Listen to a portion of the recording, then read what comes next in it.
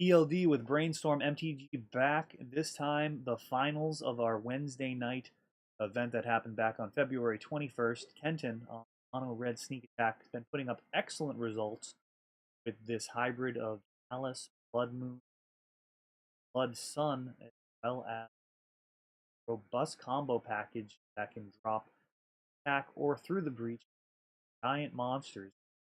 Mono red mana base is super resilient, and those hate pieces are a real problem for the best decks in the format. Of course, for the other decks, the explosiveness,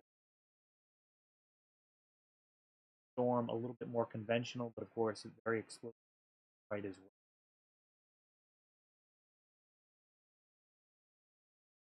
Excellent results as of late.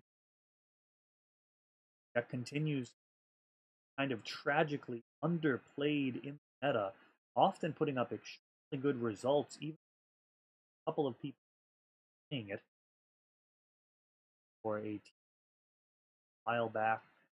I believe it may have been the lone mono red sneak attack deck in first place. Deck has a ton of power. Mono red attack versions deck that go much less combo-y, Goblin Rabble Master, along with Chandra and some other board-based cards. But either way you slice it, those Chalices and Blood Moons are a ton of work. There we go, opening on a snow-covered swamp. Delta is able to crack. There is no Blood Moon in play yet. Those basics are going to be at a premium. And it looks like not grabbing a basic here. That is likely either signaling a very fast hand or a hand that absolutely cannot afford to get locked into one color or another. There's an Empty the Warrens in there. Might see a turn 2 form of goblins. Getting down before Chalice and Blood Moon could be the best strategy here. That does trump all of Kenton's prison. Of course, the goblins can be trumped by a stack like Lotus Petal, Storm, got Dark Ritual, so Empty the Warrens is now online. We'll see what else to add to the Storm count.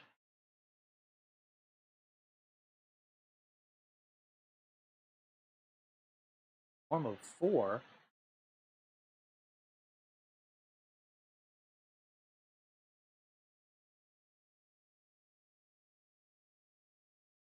5, 6, 7. It's looking like. Looks like we're going to go with a Storm of 7 and a Cabal Therapy as well. So that's actually going to be able to grab some cards out of Kenton's hand on this first go and then flash back off of Empty.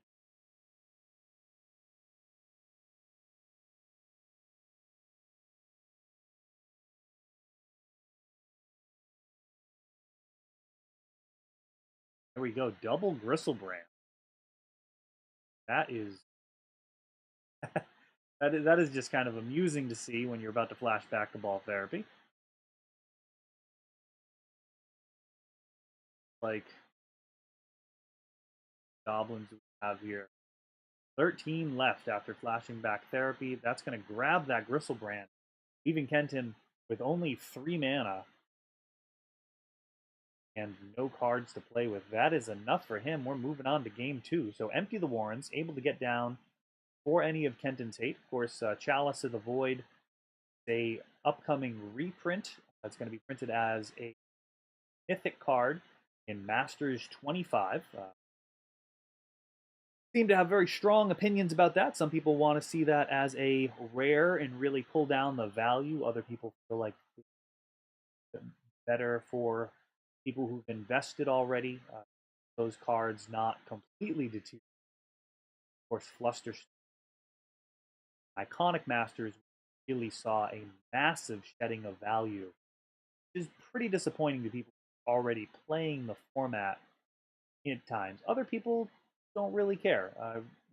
Seems like there's a ton of different opinions surrounding reprints right now, and I think Wizards is more or less doing a job balancing their ability to be a profitable company, taking care of the people who have invested in cards. Love to hear your thoughts about the reprints in the strategy that Hasbro and Wizards have been using. You think printing everything? Not going to look to turn it into a reserve list discussion in the comments, but let's hear your voice there on what you guys would like out of Masters 5. What type of rarity you want to see some of these bombs. We've already got Blood Moon and Chalice coming back.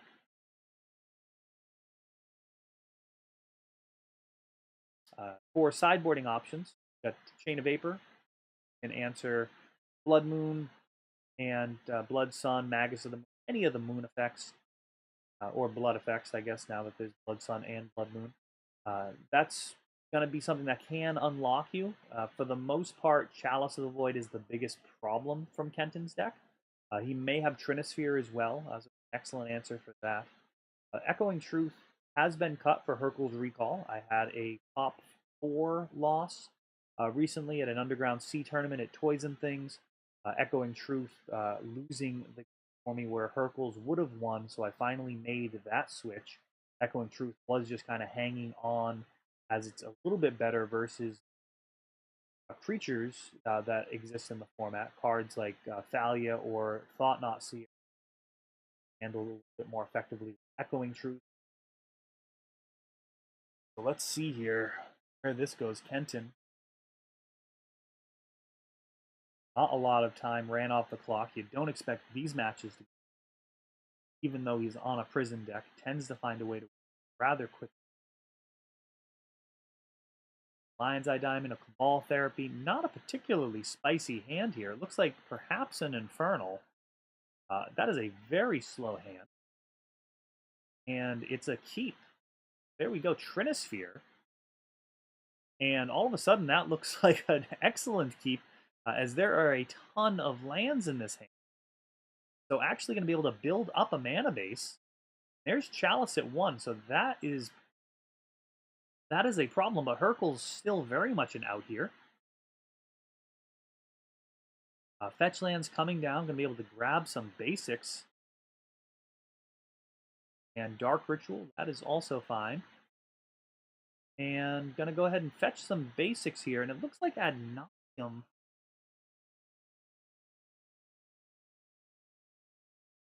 Was that an Ad Nauseam? Let's see.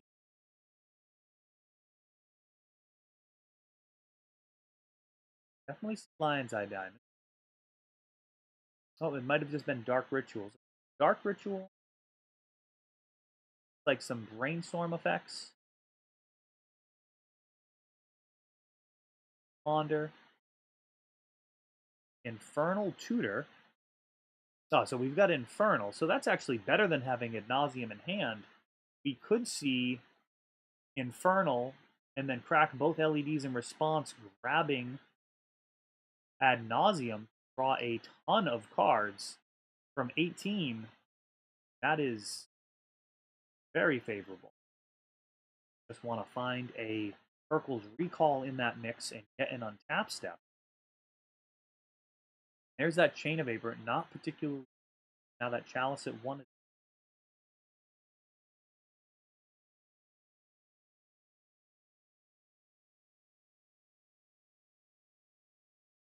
Looks like it's just going to happen here. Floating, have not played a land. Not going to be really relevant because Trinisphere not going to be able to get the 3 mana. If waiting would have been preferable. 1 mana floating and Infernal Tutor, so be able to grab Ad Nauseam.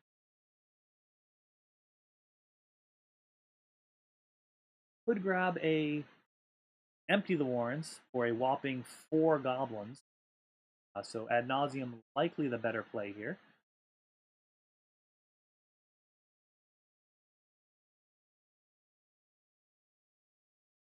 Trinisphere will prevent further storming, though, as even with a land drop, 1 mana floating, not going to be able to get to the mana to play any of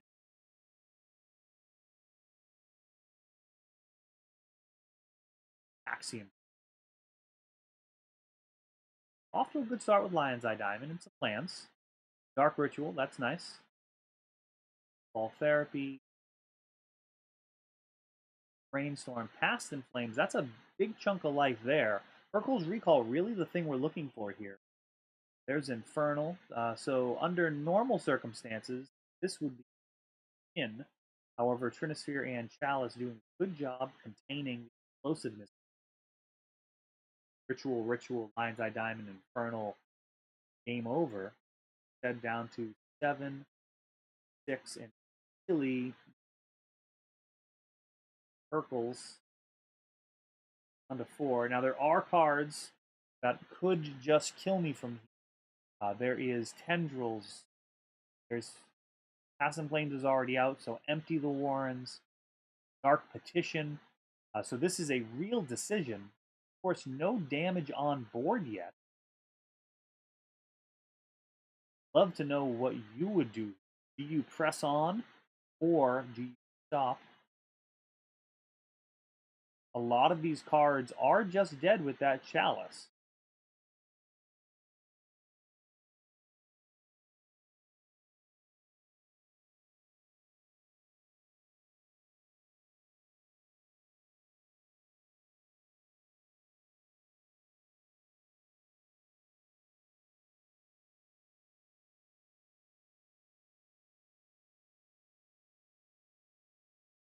Slow way around here, playing a Lion's Eye Diamond and Past in Flames.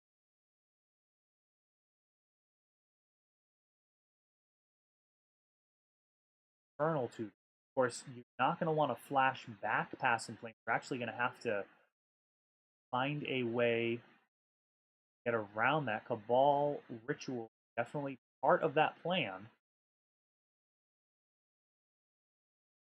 Cabal Ritual into Past in Flames. Lion's Eye Diamond would allow you to Infernal. Oh, and there's Dark Petition. Oh. All right. Well, that's that. Well, I guess those of you who voted to hold the course and try and pass the turn perhaps would have ended up better off there, because that just straight up died. That Dark Petition, 5 more damage when you're at 4. That is that. Going on to game 3 on the play. I guess that is what happens when you play with fire. Sometimes you get burned. Ad Nauseam was looking pretty good for a while. While the shuffling's going on here, I'd like to thank Scholars Games. Kyle, the owner at Scholars, just a exceptional ambassador for Eternal formats, Vintage and Legacy. Really does a ton for the community, from weekly events as well as holding larger monthly events on Saturdays. Always a great time.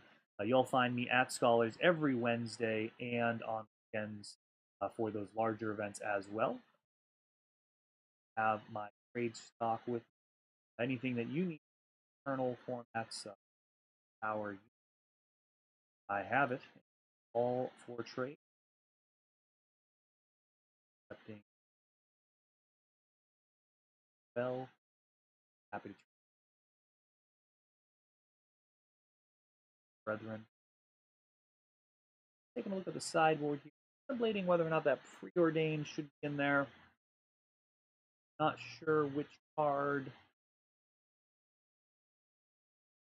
Suspect enough to come out.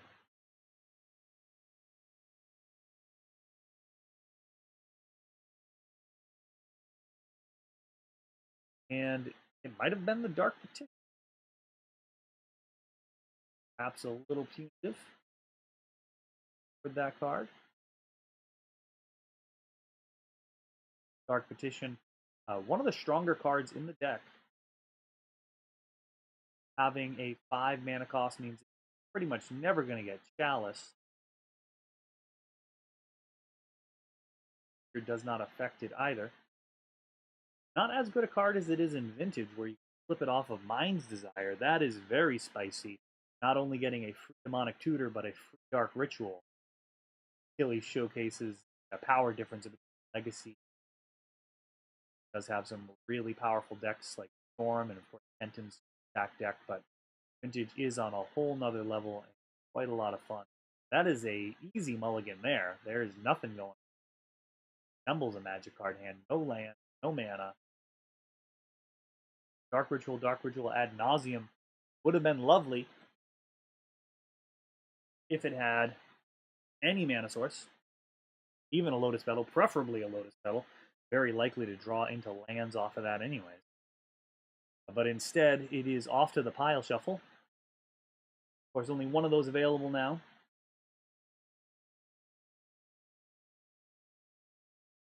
They do take a little bit of time, and Kenton, like he's doing that.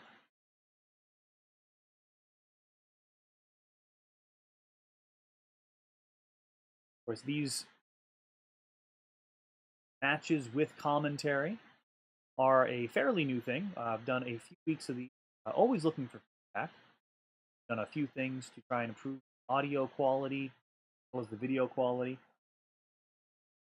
Very happy to hear any of your feedback, even if it's stuff that we can't enact immediately. It's always nice to have kind of multiple layers of improvement that we can aim towards. There's a basic island, along with a bunch of black cards. That is a non. So off to a poor start here, mulling to 5.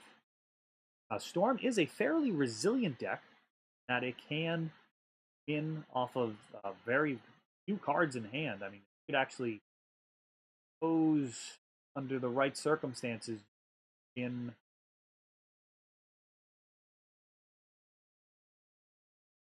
you can definitely win off a 5 card. Trying to envision a 4 card win.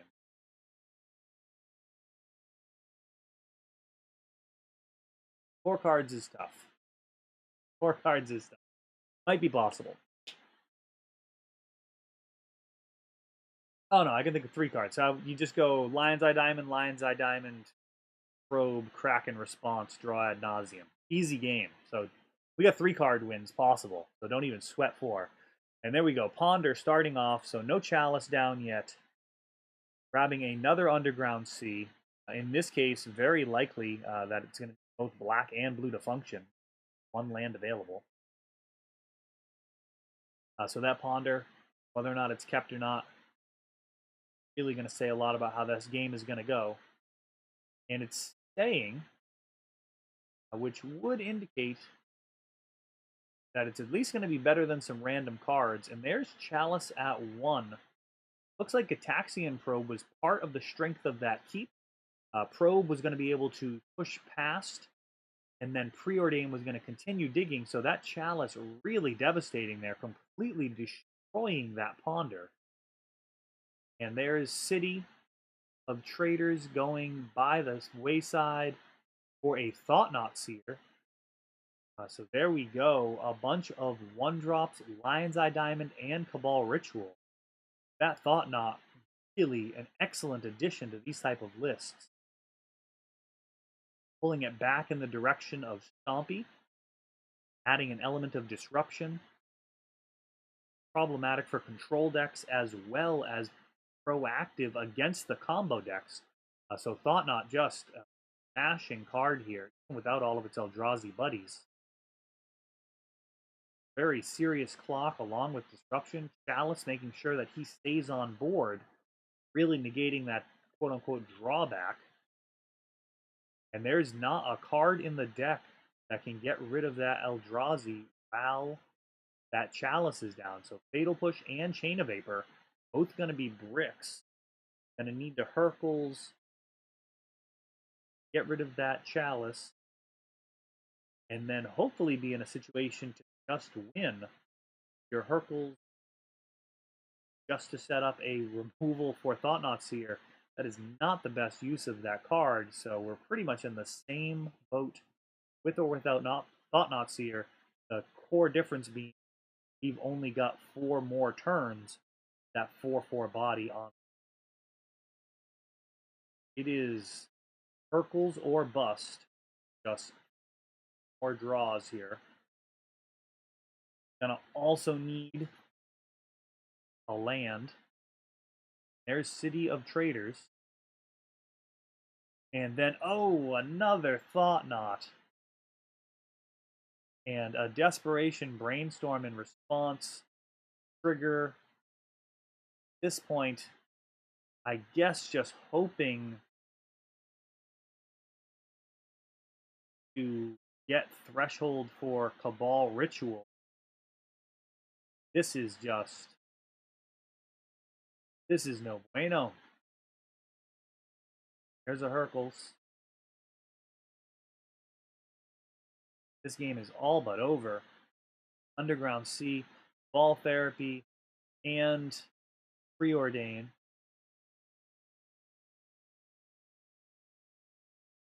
8 damage coming in, leaving us at 2. That should do. And another Chalice at 1.